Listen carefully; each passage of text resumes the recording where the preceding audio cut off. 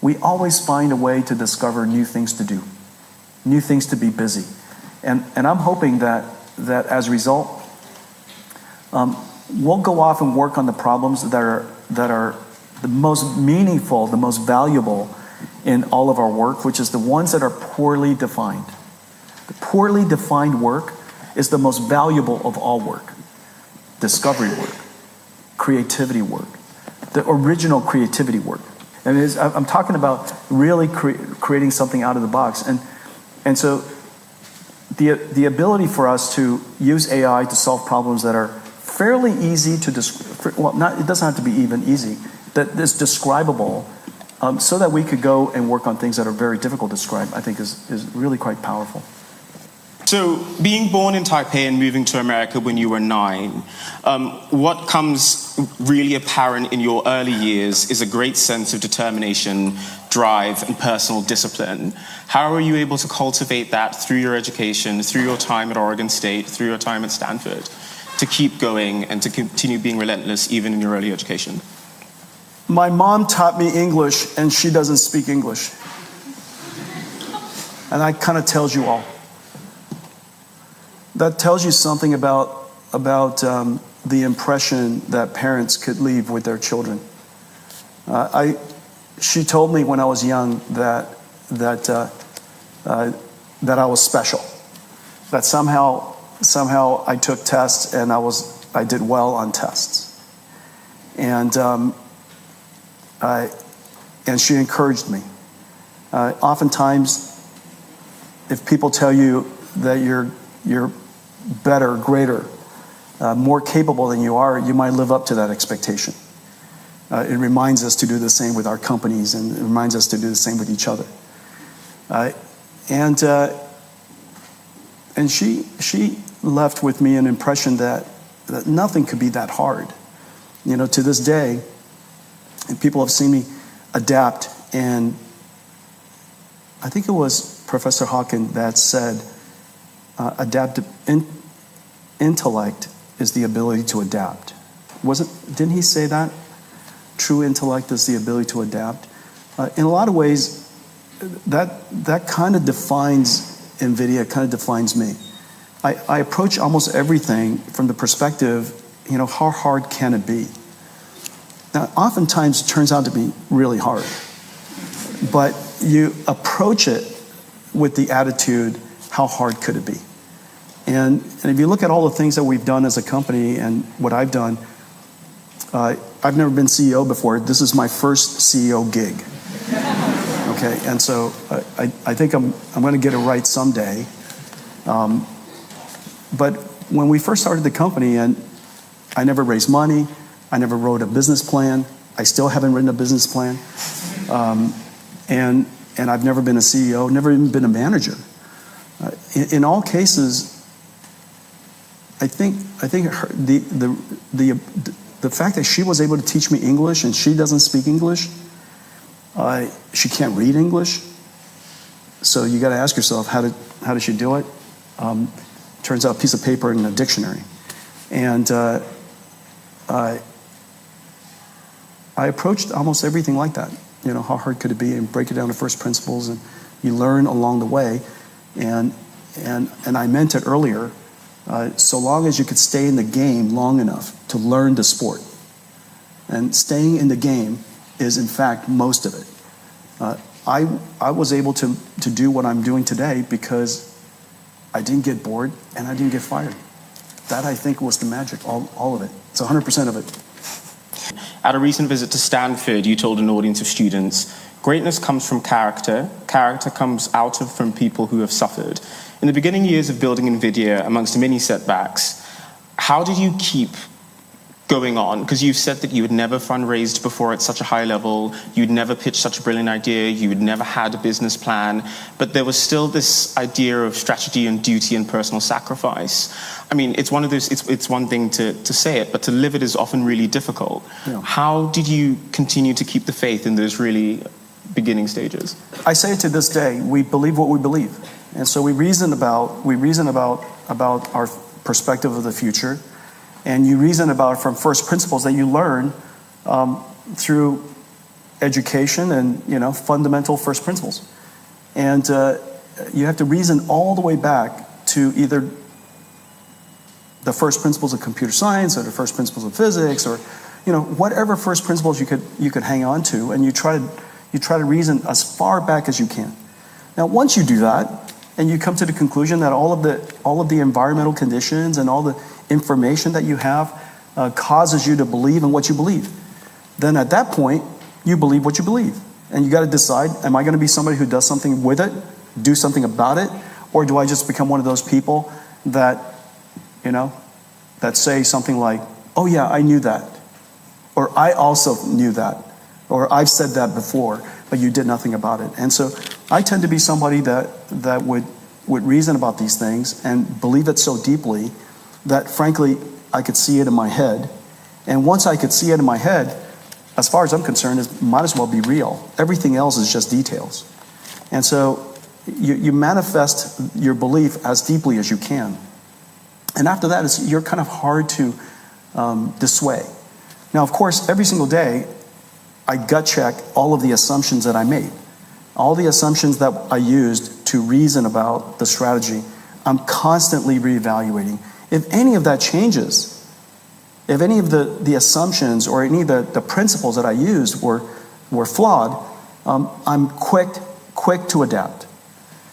So I'm constantly learning through failure, and I'm quick to adapt. And by adapting, you get to stay in the game. And so I think it's not a complicated equation. Oftentimes, I think people have a hard time pivoting because they feel that their ego is somehow tied to some decision they had made or something that they said. And that's really hard for CEOs.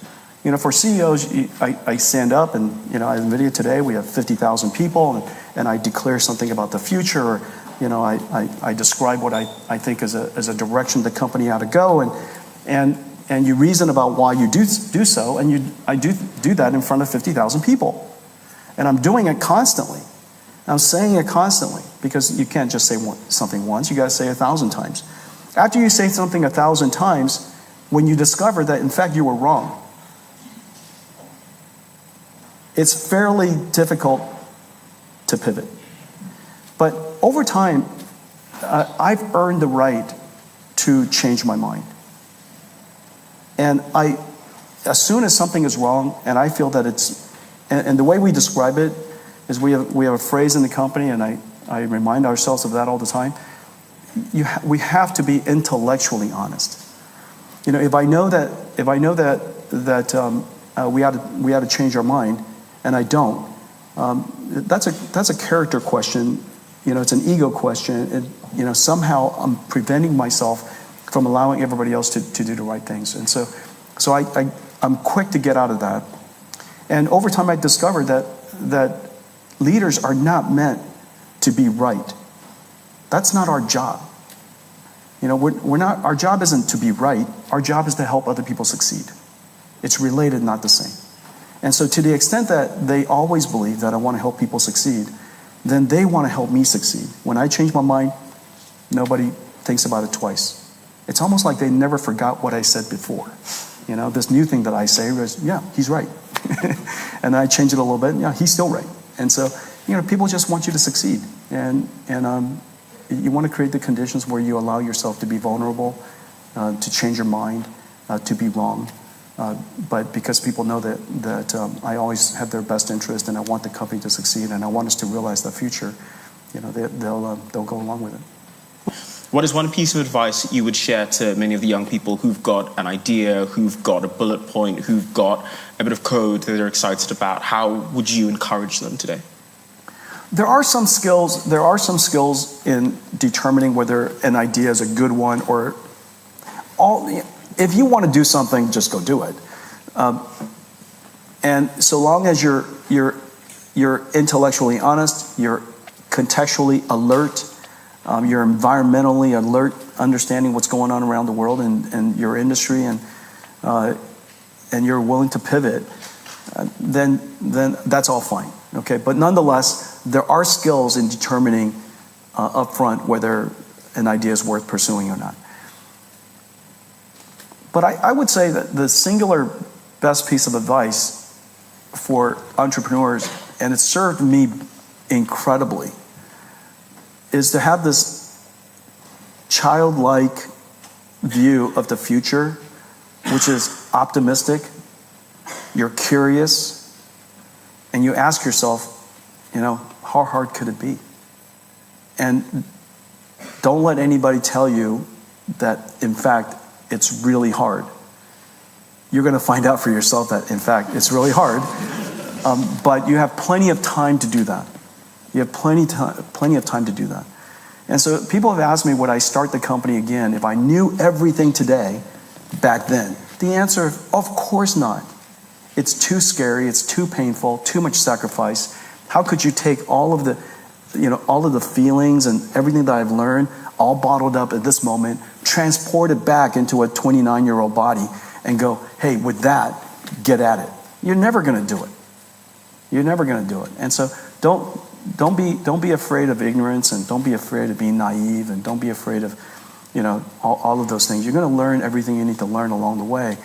And just, if you're really passionate about something, go do it. Just tell yourself, how hard can it be? You think that the future of jobs are going to change as a result of AI. And a lot of young people, aspiring lawyers, accountants, consultants, bankers, they don't really share that optimism. I think they're more pessimistic about it. So I was hoping you could just maybe shed some more light onto what you think that job transformation will look like and what the benefits will be that will come from it. Okay. One is optimism in humanity. One part of the answer. One part of the answer is pragmatism. And then one part of the answer is evidence. Okay, I'll start with evidence. Radiology was going to be the first industry to be completely destroyed by artificial intelligence. And in fact, almost every radiologist today uses AI. And yet, the number of radiologists being hired has increased. Why is that? Because they can now do more things. There are so many cases that went undiagnosed using radiology, and there are so many cases that were not deeply diagnosed because there's just a bottleneck of how many radiologists could study all those images. And so now the basic stuff is done very, very quickly. Now the number of cases that they're getting, the depth of the cases that they're getting, is much more interesting. As a result, more people getting hired. The pragmatic part of it. Let's say that you have a job, and within your job, part of it is doing some task that, however you describe that task became infinitely fast. Okay? And it used to take you a week to do something. Now it takes you a second to do it. Well, my question to you is, based on that, what is more likely to happen? That you now have more time to enjoy coffee, or you just became busier? It is likely you just became busier. It's just another example of the radiology. The reason for that is because that thing that you were doing is causing you to not be able to do all the other stuff later, past that pipeline, past that workflow, or past that task. Now that task is done infinitely fast, all of a sudden, the answer came back to you. You're now the critical path again. It's no different than if I were to issue an instruction to my group of people that I'm working with, and they're supposed to go off and do a research or do some analysis or simulation and bring that answer back to me so that I can make the next decision. Today, it'll take a day or a week for them to do that. Meanwhile, I'm doing something else. But if it takes a second for them to come back, I'm back in the critical path again. I'm busier than ever. Now, the reason for that is because I have so many ideas, we have so many ideas to go pursue, that when the tasks become super fast, it turns out we could do more things. We become busier. There's some evidence that smartphones made us busier, not less busy. There's some evidence that computers made us busier, not less busy. And so it's because we are now increasingly the critical path, and because we have so many ideas, we can pursue more things. Now, just hope in humanity. We always find a way to discover new things to do, new things to be busy. And I'm hoping that as a result, we'll go off and work on the problems that are the most meaningful, the most valuable in all of our work, which is the ones that are poorly defined. The poorly defined work is the most valuable of all work. Discovery work, creativity work, the original creativity work.